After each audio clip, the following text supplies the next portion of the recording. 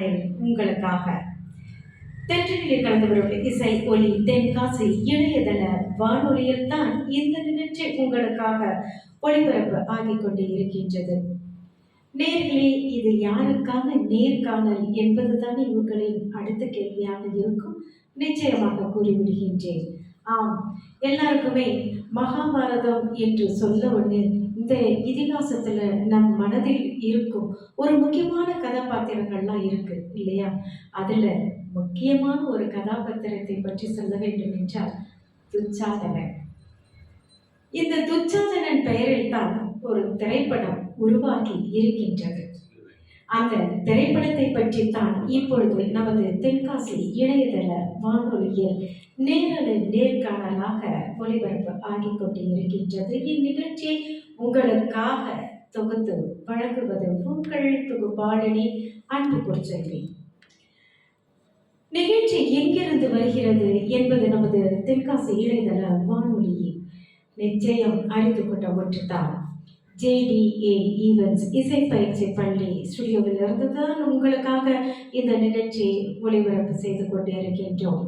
வலம் வரும் கேள்விகளுக்கு இவர்கள் எப்படி பதில் அளிக்கிறார்கள் என்பதையும் கேட்டுக்கொள்ளலாம். அது மட்டும் அல்ல, நம் வலம் வரும் கேள்விகளில் வலைகளில் சிக்கிக் கொள்கிறார்களா என்பது பற்றியும் நாம் ஆராய்ந்து தெரிந்து கொள்ளலாம்.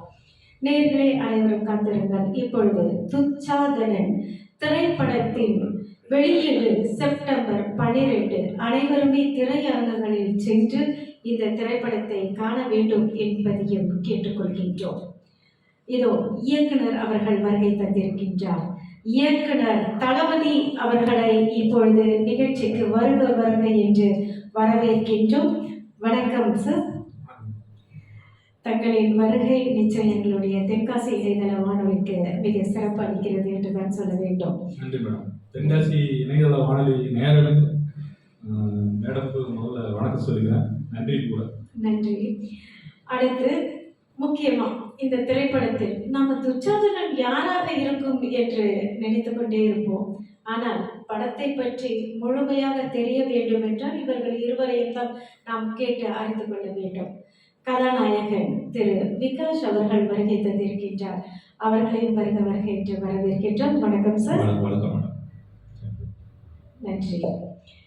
திரைப்படத்தை பற்றி யார்கிட்ட நாம நம்மளுடைய முதல் கேள்வியை வைக்கலாம்? முதல் கேள்வி என்பதை விட எப்படி இப்படி ஒரு தலைப்பை வைக்கலாம் என்று கேட்கவில்லை, எப்படி வைத்தீர்கள் என்று கேட்டு தெரிஞ்சுக்கலாம் சார். எப்படி சார் இப்படி ஒரு தலைப்பை நீங்க தேர்ந்தெடுத்தீங்க?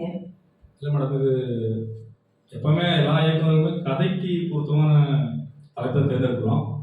இந்த கதைக்கு இந்த தலைப்பு ரொம்ப பொருத்தமாக இருந்துச்சு. இன்னொன்று என்ன, முடிஞ்ச வரைக்கும் தமிழில் பேர் வைக்கணும் அப்படின்னு சொல்லுவாங்க.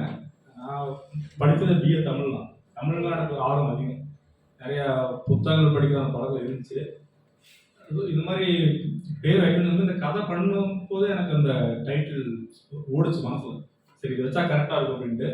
அப்புறம் நண்பர்கள் ஒரு நம்ம ஹீரோட்டெலாம் பேசும்போது ரொம்ப நாள் டைட்டில் பொருத்தமாக இருக்கும் அப்படின்னாங்க. அதை எக்ஸ்பிளைன்.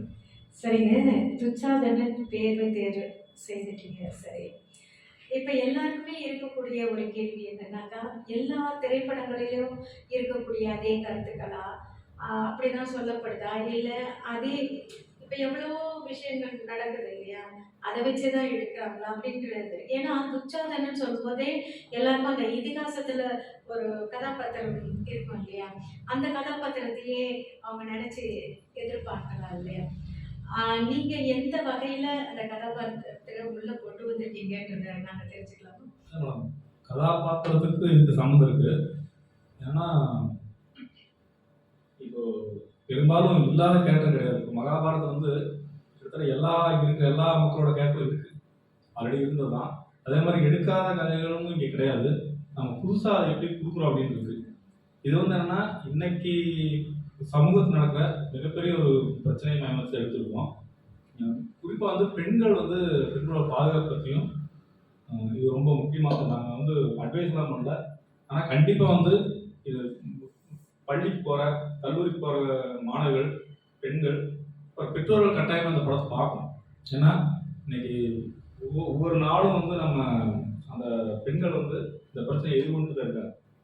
ஏன்னா ஒரு அவேர்னஸ், முக்கியமான சொல்லுவது அவேர்னஸ் தான். ஏன்னா எல்லாருக்கும் எல்லாமே இன்னைக்கு நிறையா படித்து நிறையா வெளியே வந்துட்டாங்க. பெண்கள் அந்த காலத்துலலாம் நிறைய வெளியே வந்துட்டாங்க. ஆனால் வெளியே வந்தாலும் அவங்களுக்கு அந்த அவ்வளோ காந்தி சொன்ன மாதிரி வந்து நடராஜர் 12 மணிக்கு ஒரு பொண்ணு தனியாக நடக்க முடியுமான்னு கேட்டாங்க. இன்னைக்கு வரைக்கும் அது நடக்காம இருக்கு. அவங்க எத்தனையோ பிரச்சனைகள் வருது. அந்த மாதிரி ஒரு முக்கியமான பிரச்சனை கையில் எடுத்துருக்கோம். அது ரொம்ப எஃபர்ட் போட்டு நல்லாவும் பண்ணியிருக்கோம். நிச்சயமா உங்களுக்கு என்னுடைய வாழ்த்துக்களை தெரிவித்துக் கொள்கின்றேன்.